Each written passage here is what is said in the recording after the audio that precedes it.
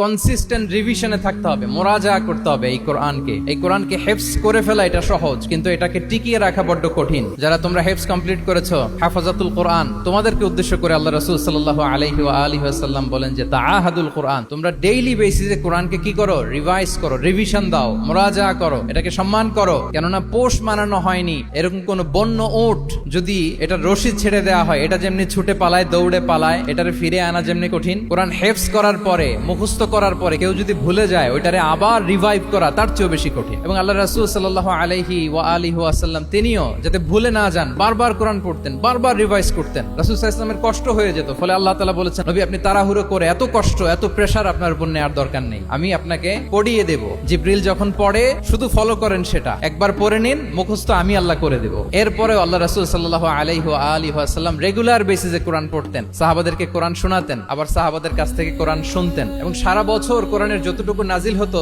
রমাদান আল মুবারাকে জিবরিল আলাইহিস সালামের সাথে রিভিশন করতেন। যে বছর তিনি ইন্তেকাল করবেন, ওই বছর দুইবার তিনি গোটা কোরআনকে জিবরিল আলাইহিস সালামের সামনে পেশ করেছেন, শুনিয়েছেন। তাহলে এটাই হচ্ছে সুন্নাহ। তিনি তো পৃথিবীর প্রথম হাফেজ নাকি? উনি রেখেছেন কিভাবে কোরআনকে, প্রিজার্ভ করেছেন কিভাবে? রিভিশনের মাধ্যমে। You have to revise a lot, you have to recite a lot. এটা আমাদের মনে থাকবে তো নাকি? শিক্ষার্থী বন্ধুরা আওয়াজ করো, মেক এ নয়েজ।